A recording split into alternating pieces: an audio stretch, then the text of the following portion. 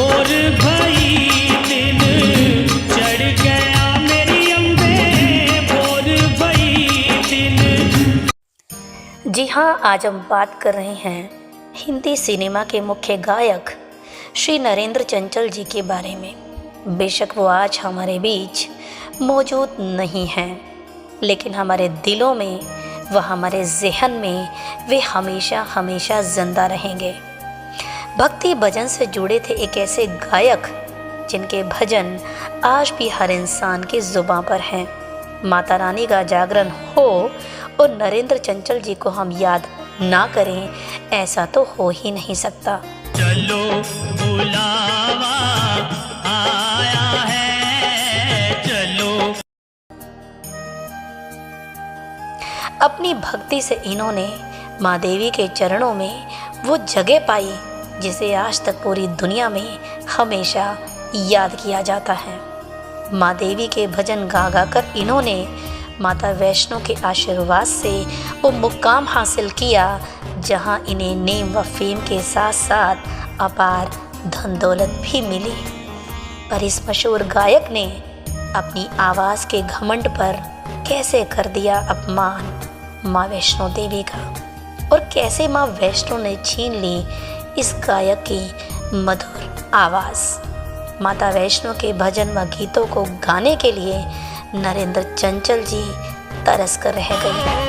रास्ता देख रही है माता। ये सब जानने के लिए बने रहिए हमारे साथ वीडियो के अंत तक।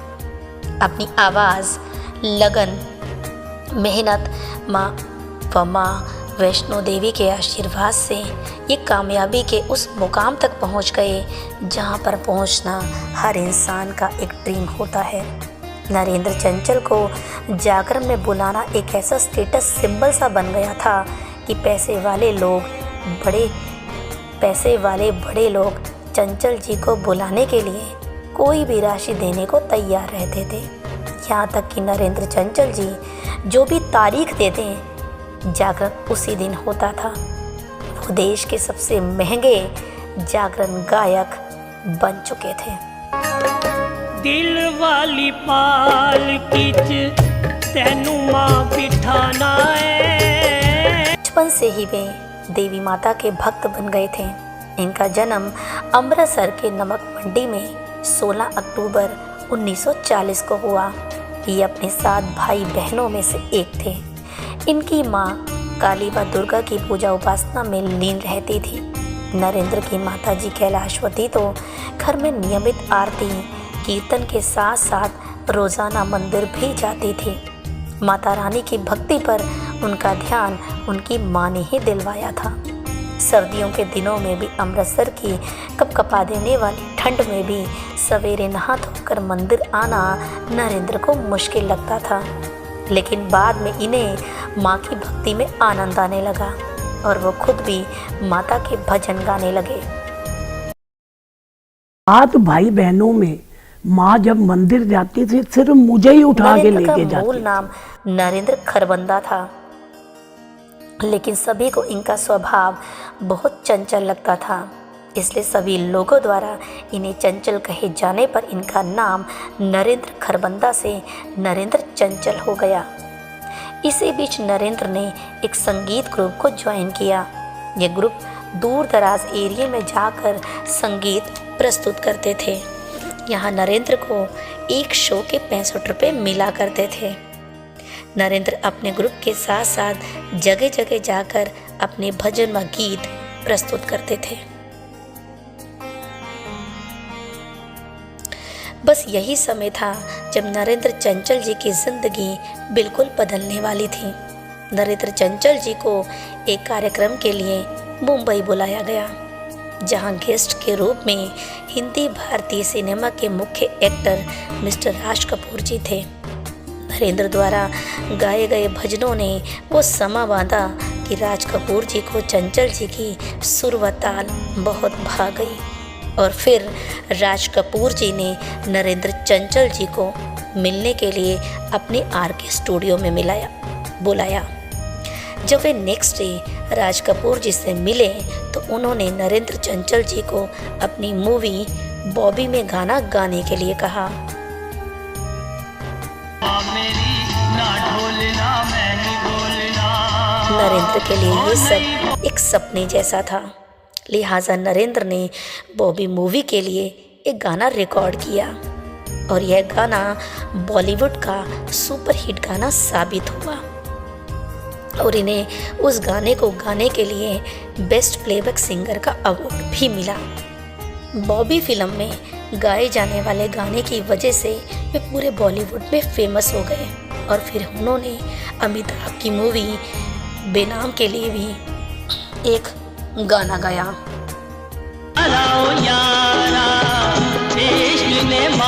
इस समय में फेम व पैसा सब कुछ नरेंद्र के पास आ रहा था। फिल्म संगीत के बड़े निर्माता निर्देशक उनके गाने रिकॉर्ड करवाने के लिए उनके पास जाने लगे। इसी बीच नरेंद्र ने नम्रता से शादी की और बेटे के पिता भी बने। इनकी किस्मत बॉबी मूवी की वजह से पलटी तो इन्होंने अपने बेटे का नाम भी बॉबी रखा। नाम, शोहरत, पैसा, जब सभी कुछ इनके पास आसानी से आने लगा तो इन्हें अपनी गायकी के ऊपर घमंड सा हो गया और वे सोचने लगे कि अब मुझे जागरण और भजन कीर्तन में गाने की क्या ज़रूरत है। अब तो वो हिंदी सिनेमा के बहुत बड़े गायक बन गए हैं, लिहाजा उन्होंने फैसला किया कि वो कभी भी माता के भजन कभी नहीं गाएंगे और ये फैसला उनकी लाइफ का सबसे गलत फैसला साबित हुआ। एक दिन नरेंद्र संगीत कार्यक्रम के लिए आगरा जा रहे थे। रास्ते में माता रानी का मंदिर पड़ा। ये जब भी यहाँ आते थे तो मंदिर में ज़रूर आते और माता का आशीर्वाद भी लेते। जैसे ही ये मंदिर माथा टेकने गए तो इनकी जान पहचान के लोगों ने इन्हें गाने के लिए कहा, लेकिन इन्होंने मंदिर में खड़े होकर झूठ बोला कि अभी मेरा गला ख़राब है। उसके बाद उनके एक पुराने दोस्त ने उन्हें कॉल किया कि तुम्हारे आगरा आने की खबर चारों तरफ फैल गई है और मंदिर में माता का जागरण भी होने वाला है, तो तुम क्यों नहीं आकर या माता के भजन गा लेते। लेकिन नरेंद्र ने फिर वही बहाना बनाया कि मेरा गला अभी ख़राब है। नरेंद्र ने माता रानी के लिए 2 बार झूठ भी बोला। फिर माता रानी की वजह से जिस माता रानी की वजह से वे बुलंदियों पर पहुँचे, वही माता रानी उनसे रुष्ट हो गई। नेक्स्ट डे जब वे सोकर उठे तो उन्हें अपने गले में बड़ा दर्द महसूस हुआ। उनके मुंह से आवाज़ ही नहीं निकल पा रही थी। जल्दबाजी में वे डॉक्टर के पास भागे तो डॉक्टर भी उनका इलाज करने में नाकामयाब रहे।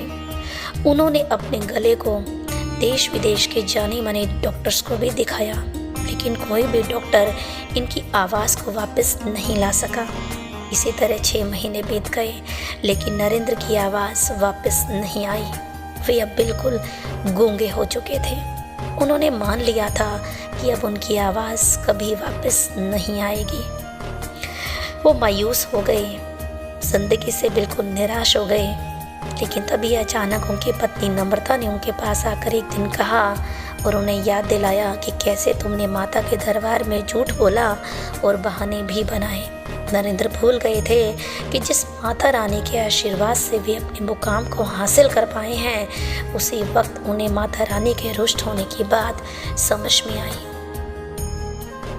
उनको पता चला कि माता उन्हें उनके घमंड की सजा दे रही है। पत्नी की बातें सुनकर उन्हें अपनी गलती का एहसास हुआ और तुरंत वो भागे भागे उसी माता के मंदिर में जा पहुँचे जहाँ उन्होंने अपने दोस्तों को माता के भजन न गाने के लिए झूठ बोला था। नरेंद्र रोते रोते माँ के चरणों में गिरकर उनसे माफ़ी मांगने लगे। उनको अब अपने झूठ पहाड़ जैसा लगने लगा। वो माफ़ी मांगते जा रहे थे, साथ ही वे बिलख बिलख कर रो भी रहे थे। ये सब देखकर सभी हैरान थे। नरेंद्र लगातार 3 दिन तक इसी मंदिर में भूखे प्यासे बैठे रहे। जब माता ही मुझसे रूठ गई तो मैं क्यों जीऊं? लेकिन चौथे दिन उनकी हालत देखकर मंदिर के पुजारी ने उन्हें समझाया और फिर माता का प्रसाद ग्रहण करने के लिए दिया। और वो प्रसाद ग्रहण उन्होंने जैसे ही किया, 1 घंटे बाद उनकी आवाज़ वापस लौट आई, मानो जैसे कभी कुछ हुआ ही नहीं था। ये चमत्कार देखकर वे माता के चरणों में गिर गए। इसके बाद माता के आशीर्वाद से नरेंद्र इतने ज़्यादा खुश हुए कि अब वो हमेशा माता के गीतों, भजनों और चौपाइयों को ही गाने लगे। इस तरह माता के गीत उनकी पहली प्राथमिकता बन गए। बॉलीवुड से उन्होंने हमेशा के लिए अलविदा कह दिया।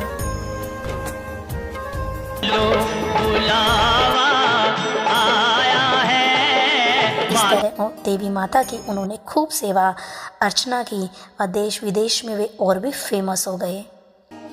इनके लिए ये बात बहुत फेमस है कि वे हर साल 29 दिसंबर को माँ वैष्णो देवी के दरबार पहुंच जाते थे और वहाँ वे माँ के गीतों व जागरण के साथ वहाँ पर जागरण किया करते थे और अपना नया साल माँ के चरणों